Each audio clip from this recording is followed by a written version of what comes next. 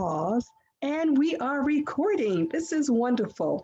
Welcome, everyone, to this celebration of poetry during National Poetry Month 2021. I am your host, Laura Ellis, and I'm so happy to be here, and I welcome each and every one of you. And I am super excited to announce and introduce and just enjoy poetry with our two poets here tonight, Miss Janet Walenta and Miss Patti Ross. So the first thing I'm going to do is do their intro so we know all about them, and then we're going to hear their words that will just tangleize and make us feel wonderful, our ears. I'm so excited. So we have Miss Janet Walenta, who has worked in elder care recreation for 25 years. She is now active on the local poetry open mic scene in the suburban Washington, D.C. area. Selections from the Jas Bancroft Songbook is her newest and first novel. Congratulations, Janet. And we also have Miss Patti Ross, who graduated from Washington, D.C.'s Duke Ellington School of the Performing Arts and the American University. After graduation, several of her journalistic pieces were published in the Washington Times and the rural American newspapers. Retiring from a career in technology, Patti has rediscovered her love of writing and shares her voice as a spoken word artist, Little Pie. Her poems are published in the Pen in Hand Journal, Poetry X Hunger website, and Oyster Royal Pages Composite Dreams issue. Her debut chapter book, St. Paul Street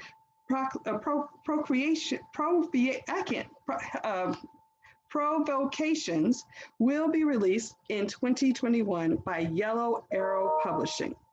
You can also follow Patti on her blog, littlepieuniverse.com. So welcome everyone, and welcome Patti and Janet. I am going to turn this over to Janet so she can recite her poetry and share a little bit about her motivation of her poetry. Thank you, Janet, and thank you everyone again for being here. Well, thank you, Laura Ellis. You are an amazing person. Thank you for hosting and organizing. Thanks for your vision and creativity and your energy. And if you're here through me, you're going to want to stay for Patti because she is the real deal. Thank you all for coming and sucking it up and doing one more Zoom. It's not easy, I know. So thank you. I've written a lot of pandemic poetry. This was one of the first successful ones after I've primed the pump. If you've ever hosted a Zoom meeting, you might be able to resonate to this. It's called Host, Me. I'll be there a half hour early, checking the lighting and settings. I'll be there to make sure things run smoothly. I'll be there waiting. And meanwhile, I'll check the news and read more about the creature that lives inside us now. I'll start to swell and itch. And when I can stand it no more, I'll rise to look out the window into the night sky, its starry host laid bare. But I'll return to bless the bread. I'll be there to bless the wine. I'll be there to lead the litany. I've set the table. Come, all things are now ready. I await the occasion to admit you. Thanks. This next is called Tenebrae, the Latin word for darkness. And there is a story related to this poem. When I shared an early draft with my wonderful husband, Jeffrey Harrison, he fixed the light bulb above our stairway immediately, which got me wondering what else I should write a poem about around the house. So this is called Tenebrae. The bulb above our stairway is in its last days, and our ups and downs are shadowy. Our book club is reading a novel, lovely, lyrical, set in a poor country where it's a given things don't work, and people have learned to go on in a style we haven't yet figured out. In our mother's waning days, dementia cast shade on the landscape of her mind. She saw terrifying things there. We tried to persuade her they weren't real, but she knew. The gloom on the steps reminds me of a Tenebrae service in the final hours before resurrection. Someday the bulb will extinguish with a loud pop and fling us into night. The gloom reminds me of how we were told the churches would be packed on Easter, that this would all go away in April with the heat and the light. This next poem is called One Day. And this very stretchy neckline shirt that I'm wearing here today was inspiration might be kind of a generous word. It gave me the idea for this poem called One Day. One day I was driving westbound on the Bay Bridge and glanced out the passenger window to see how immediate the water was. I felt almost compelled to steer into it just to get it over with. These days, I almost always steer into it, passing out on the couch at 5:30 in the afternoon and getting up at 3 to make coffee. One day recently, I was in a Zoom meeting with some colleagues. I had things staged so that I looked fine from the clavicle up, but I was wearing pajama bottoms and lacked foundation garments. My cheerful floral top had an elastic neckline, and I thought how easy it would be to flash my tits at these people who, best case scenario, I'll have to face again one day. And I will have to face them again. We're meeting in person next month, so glad I had a little bit of impulse control that day. This is called No Good Reason. There is no good reason for a jar of Duke's mayonnaise in our refrigerator. This is a ridiculous calamity, one that has never occurred in the history of this appliance or any of its predecessors. Duke's is not alone. No Evil Foods plant meat comrade cluck chicken shredded strips in my freezer, what? The giant store brand peanuts cause less anxiety. They're not quite right, but they're plausible. Someone else has made these choices and at personal risk. Someone who is exposed, someone with bigger problems than the cognitive freakout of weird brands, but I hope for his or her or their sake, without my underlying conditions. Someone has decided no Hellmann's, so Duke's. I would have picked Heinz or Kraft instead. Hellmann's, Heinz, and Kraft are all on the same page about what mayonnaise packaging should look like, blue and white. I moved Duke, whom I've come to think of as an elderly Southern gentleman, a little backward with a shuffling gait, to behind the milk. A bit of the label shows through, but I don't have the heart to rearrange everything. A soul-crushing glimpse of yellow every time I open the refrigerator begs the question, under what set of circumstances would I possibly acquire a jar of Duke's mayonnaise? And finally, what I hope will be my last pandemic poem, but who knows? I think this is untitled. I gave it a title, but I don't like it. I might venture cherry blossoms. Instead, I walk inside in circles, composing fan fiction until the time of azaleas, when the characters in my head, drawn by May sunshine, begin to desert me.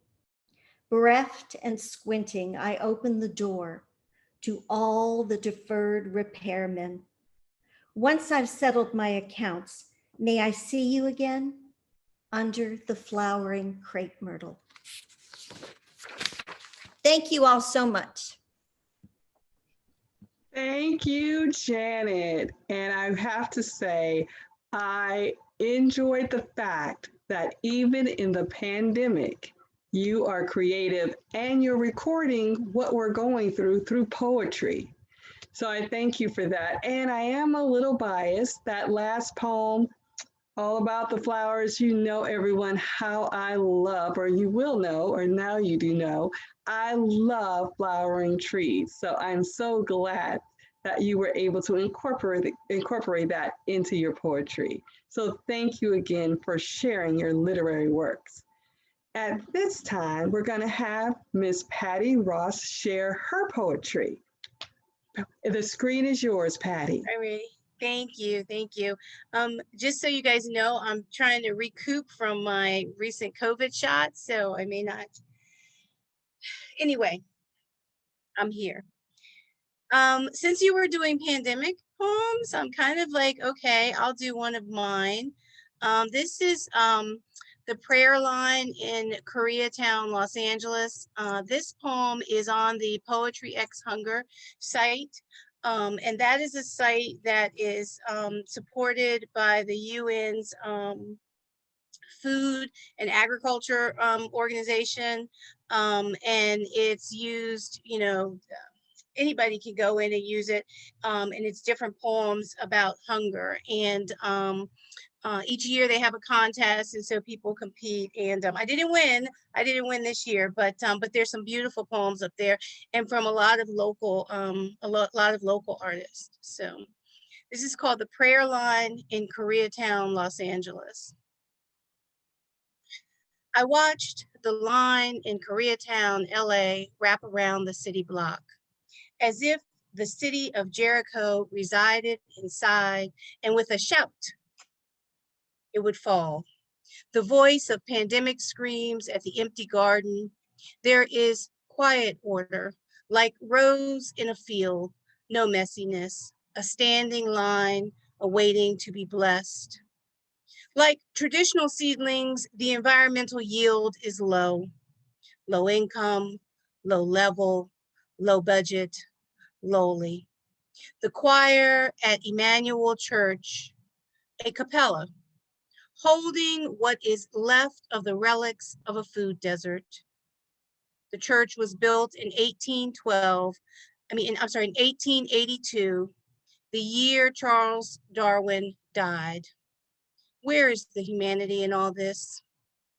A complex phenomenon of food pantries, soup kitchens, church side doors, and Mother Mary, who sees her children hungry, waiting to be fed, food as sacred as the loaves broken to feed the multitudes. Its sovereignty violated by principalities drunk on exploitation, and the numbers rise. 120, 500, 1,000, 2,000 in line. Now regulars among the cries from the mother of exiles. Shall we paint the nave golden?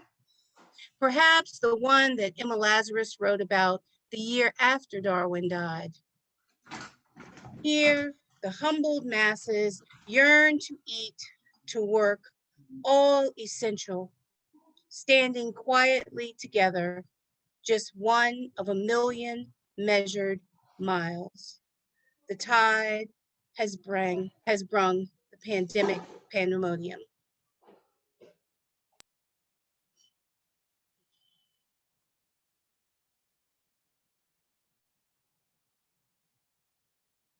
So yeah, that was one that and so the whole point of the Poetry X Hunger site is, since it's by the Department of Agriculture, you know, you're supposed to work in some of the things of agriculture.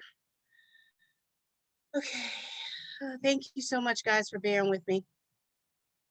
This is called Letter to a Higher Power, and I think this particular poem will be in my book. I'm not quite sure. I do have a debut novel called St. Paul Street Provocations, and it's about when I lived in Baltimore City, one block south of North Avenue on St. Paul Street. So This is Letter to a Higher Power.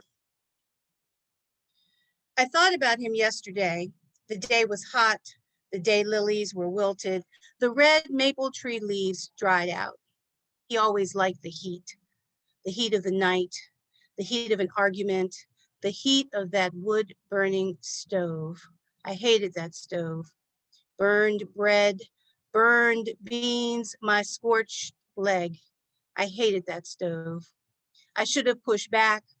I should have screamed. I should have thrown the heat at him. I hated that stove.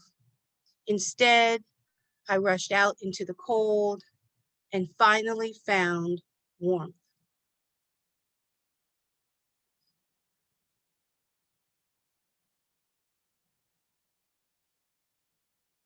And I just have two more poems.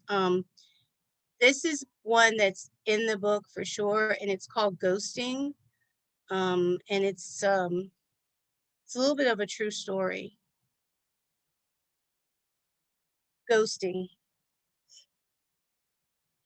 She looked at me without a flicker of recognition. Her mother, my mother's sister, I loved her. We used to drink lemonade from grandmother's mason jars during the late summer nights. My brown skin glistened in the moonlight. Her golden braids stretched across the back porch floor. We counted stars like best friends do. She walked with me to school each day, and we had the same class in 9th grade. At graduation that May, we both wore white. It's been 10 years since Aunt T died. I was there at the funeral. She was not. I saw her once in Baltimore, a brief chat, and she had to go. And I never saw her again until today. Summers in South Philadelphia are always hot. The sun's beams sometimes make it hard to see. I wanted to see her eyes. I wanted to see her smile, but she looked at me without a flicker of recognition. Thank you. And so the last poem that I'm going to read is definitely from the book, and this is titled A Letter to George Perry Floyd Jr., 45 years old, now resides in heaven.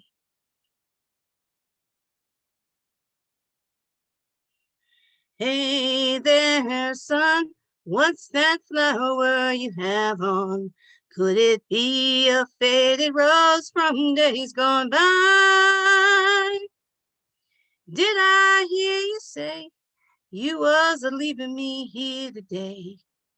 Gonna take you to the mansion in the sky. Did I hear you say he was a-meeting you here today? He's gonna take you to your mansion in the sky. Dear George, do you remember when you were a kid and your mom, like my mom, told you the police were our friends? Do you remember when you played cops and robbers? Were you like me and always wanted to be the cop because the police were good and the robbers were bad?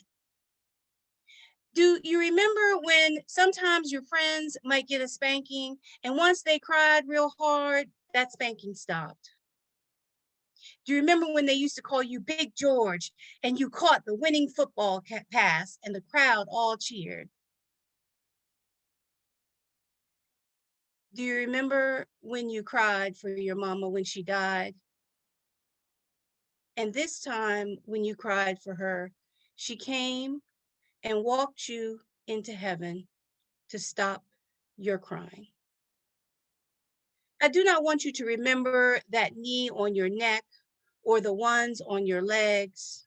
I will remember that for you. George, I will remember you. I pray that you can breathe now, and I will remember that there was a time that you could not. And like the others, I will not let time forget.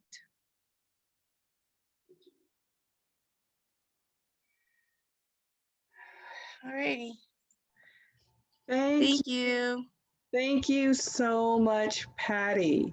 And that is the beauty of poetry, that we can express how we feel about any topic at any time. And that's definitely a tribute to Mr. Floyd. And I know that our government is working on all kinds of things, and hopefully we can come together as a nation for reform, that everyone is protected under the law. So that was a wonderful poem, and I thank you so much, Patti, for it. And I thank you, Janet, for what you shared. Now that we have heard our poets, feel free to ask a question. You can unmic yourself or put something in the chat and I can read it for you. It's totally up to you. We'll open it up to you all, and you can unmic yourself at this time. Can I make a comment? Comments are also welcome. Janet, you and Patti have reminded me that poetry is about anything and everything. In your poem, One Day, Janet, we happen to have opposite reactions. You were talking about going over the bridge. That makes me frightened. It doesn't make me want to end anything. It makes me hold tightly to the steering wheel. So, Oh, Mr. Brown, it scares the heck out of me. But I feel like this compunction, like it's going to happen anyway. Let's just do it. Ah! Well, we have similar feelings because I'm 81, but I get an extra heartbeat every time I cross that bridge. And with Patti, all I can say is the letter to George Floyd was just very touching. Yeah, it's going to be in your book, Patti. Yes, that piece will be in the book. Ghosting will be in the book. There's a couple of other pieces. We were kind of short on time, but yeah, and the book will be out the 1st of July. And like I said, it's St. Paul Street Provocations. And that's basically about a period of time that I lived in Baltimore City on St. Paul Street. And it was just one block off of North Avenue. And when I first moved there, I didn't realize that there were several methadone labs around the corner. And so I would walk my dog in the evenings and I would meet just all kinds of interesting people. And I actually ended up becoming friends with some of the folks. So the book is really sort of an honoring of those friendships and some of the stories that they shared. Are you sending your poem about George Floyd to the family? I hadn't thought about that. I guess I could do something like that. I hadn't thought about that. That's a nice suggestion. Great. Mm-hmm.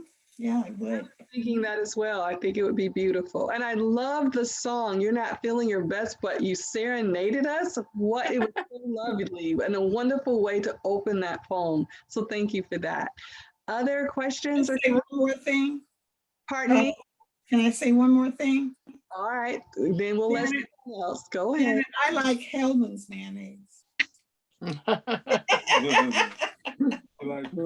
So in the South, Hellman's would be rejected. Duke's is the first pick. Yeah. I always buy Duke's. Nothing else will do. Even though I was raised on Miracle Whip. Oh, remember that? Yeah, I'm a Duke's convert. all I have to say is bless their little hearts. That's all right. Laura, can I just take a second to say welcome to my friends Angeli and Marlene. Lovely to see you. Of course. And I would also like to thank my cousin Van from Michigan for being here. Hello, Van. How are you? Right. Oh, and I never said hi to Chris. I saw him earlier, but I think because he doesn't have a face, I didn't say anything. We have a nice mix of people here tonight sharing in poetry. Van is my cousin and mom and dad. You see Van down there? That's Shirley's son. I only remember him as a little boy. Yeah. Hi, Dan. Yes. Yes, thank you for the invite. This is awesome. Thank you. We're so glad you and everyone can make it. Yes, Angelique. Oh, can you unmic yourself? There you go. You know what I was wondering, Patty, and I feel so bad. Here I'm a really good friend of Janet's, and I didn't get a chance to hear her poetry, but she'll have to call me back sometime. But Patty, I heard yours, and I was wondering, what would you like? It was so great having you sing and then offer your words. And I was trying to think if you included them in your book or if you were sending them or doing them another time and you couldn't really sing for somebody. I'm trying to figure out how would they get that same feeling. I don't know if you're going to just put the words for the song in or just like, do some imagining yourself in whatever age it was. And then I don't know. I just wondered what you'd do with that. So, because I'm a spoken word artist too, so I perform. So that's why that particular piece has that in there. There's some other ones that, have claps and shouts and other things. But that's the beauty of having a publisher, because I think that's the copy editor's job to figure out how that's going to look on the page. It's interesting because we have had conversations about, from the page to the stage and from the stage to the page, right? So it's, what you all heard is probably not word for word what will be in the book, right? It might be a little bit longer because, when you're doing spoken word at open mics, you're limited on the amount of time that you have, or, it might have something different. So that's, something to keep in consideration, going from the, from the stage to the page and vice versa. And my poetry critique group, they always are pulling their heads out hair out because I'm like, well, this is one for the stage. And then we have to figure out how do we get it onto the page. So. Well, thank you. Well, and don't worry, this is being recorded. So once it's recorded, and I will make sure that Janet and Patty have it so they can release it on their YouTube channels, their blog or whatever. And I'm definitely going to post it to my YouTube channel as well. So please do not worry if you missed anything, you will be able to see it again. All right. Oh, yes. Can Sandy go right ahead? Oh, hi, thanks. I've heard Janet's poems and been blessed to hear her poems for the many years we've been friends. I haven't heard Patti before, and I'm very pleased to do so. I wondered for both of you whether you found it more challenging or more emotional or more intense to be writing your poetry during the time of the pandemic. Patti? So actually, I wrote these poems, several of them, a long time ago when I lived in the city. And that was around the 2000. I lived in the city from about 2010 to about 2013. And so I wrote these, between 2012 and then maybe 2018. But I did the Koreatown, that Koreatown poem I did write, right in the beginning of the pandemic. But it's kind of been hard because, it's been really hard just to stay focused. I mean, Jay and I have a friend and he did his whole book. Jay did a whole collection during the pandemic. I don't know. I'm probably just not that disciplined. And then I have a grandson that I was trying to deal with schools being closed and stuff like that. So I don't know. I tried not to do a lot of pandemic poems because I was actually sort of depressed by it. So I even stopped watching television at some point because I was just like, I don't want to hear the numbers anymore. I don't want to see the numbers. So. Interesting. Janet? Yeah, I feel the same, Patti. I just can't consume any more of that stuff.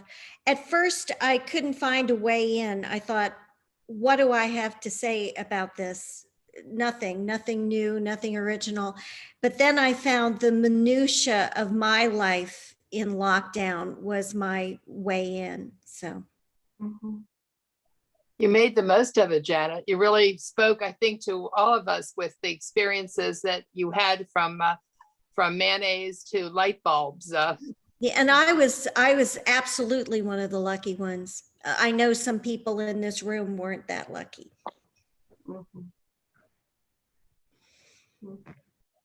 Yes, Melissa, my dear. Hi. Hi. First of all, I want to say thank you for the invitation and congratulations to both of you. I really enjoyed listening to both of you. And I was just curious. I know, Janet, your voice is beautiful. Patti, I loved hearing you sing. Have you ever considered a duet performance on stage? Who knows, Patti, if we ever get on stage again, huh? Yeah, I don't know. Maybe that would be interesting. We really enjoy each other's poetry. I know that we've supported each other at various open mics, so that's kind of cool. And I was thinking mostly about the singing. I love hearing Janet sing, and Patti, I really enjoyed that introduction to the poem with your song. So I think that would be interesting if you ever did want to do some sort of a song and poetry duet.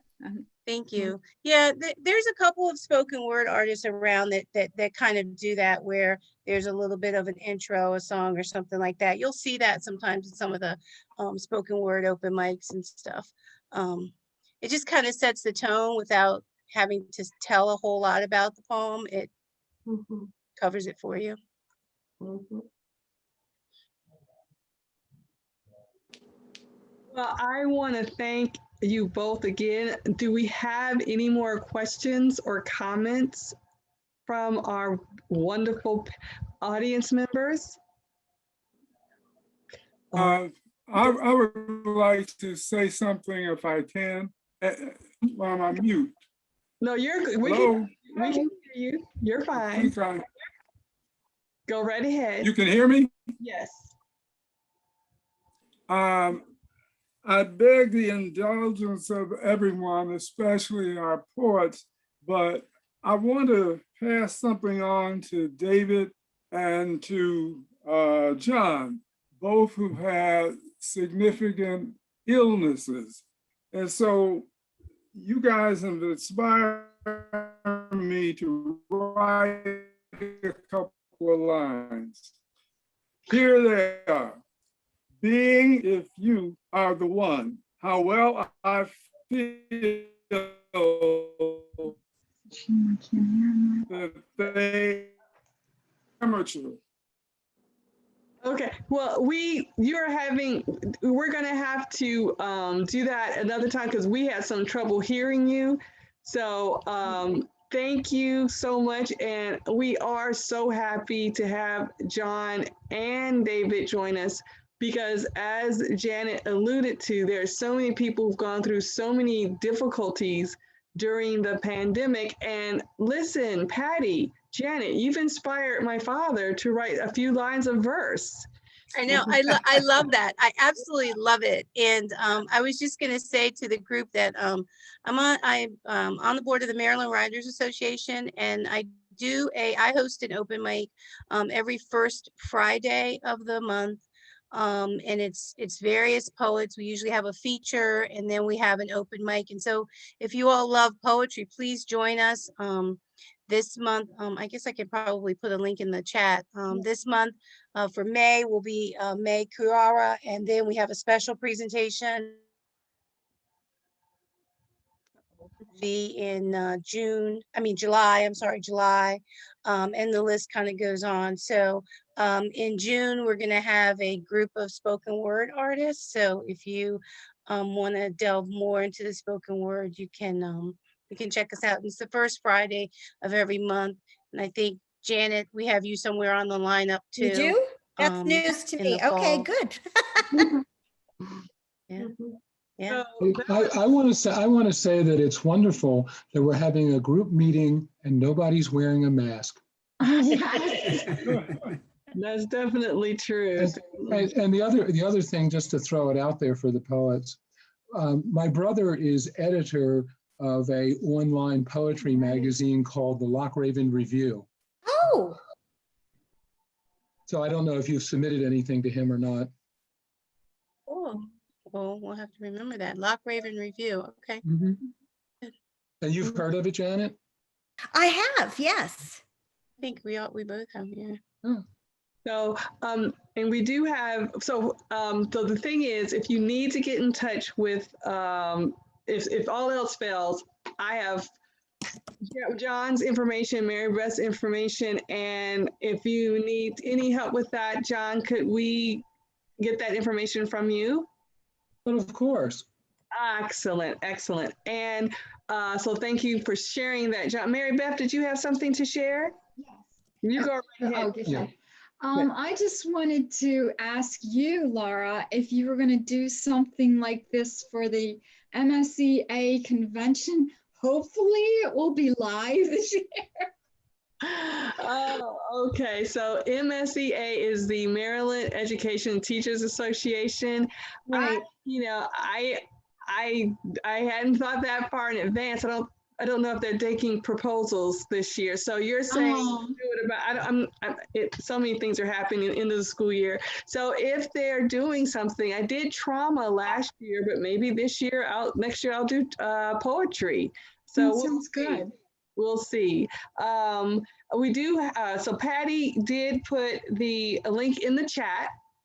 And Patty, we had a question. The Zoom link was just posted and it is online. So please feel free. Are you still taking people to share their poetry, or is the link, or how can anyone share poetry with permission? How does that work?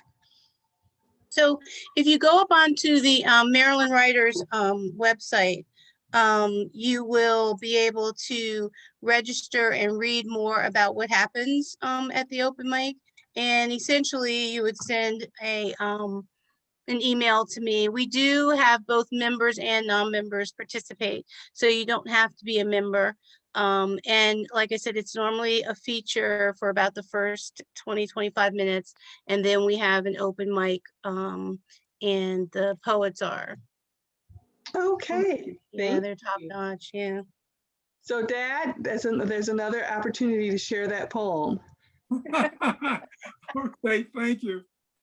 And I know we have other writers in our midst, so anyone else who is available. And Patty, is the Maryland Writers, that's open to all residents, I'm assuming? Yeah, Maryland Writers Association is just, an association of all the writers throughout Maryland. We have various chapters in different parts. So there's a Howard County chapter, there's a Prince George's County chapter, there's a Frederick chapter. They're all over, down on the Lower Eastern Shore, but all over the state of Maryland. And the chapters pretty much meet on a monthly basis, and they invite folks in to talk about writing and things like that, or maybe, do some type of writing workshop or something like that. But it's a whole group of writers. So they're novelists, they are multi-genres, and of course, poets as well. But it's a whole, it's a whole gamut. And you can join, I think it's a nominal fee to join. I want to say we went up to $50, I can't remember. But if you go up to the Maryland Writers Association website, and the cool thing is that you get a lot of resources available to you. While we've been in this pandemic mode, we've had quite a few great webinars that have come on board. And so we've really tried to provide some services to our association members. So. Excellent. All right, Mary Beth, you have a question? Yes, was that formerly the Maryland Writing Project that kind of folded years ago? I wouldn't know.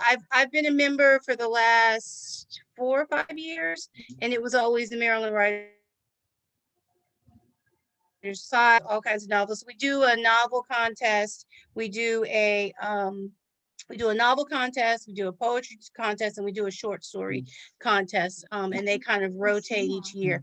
We also hold a conference. The conference will be in October this year.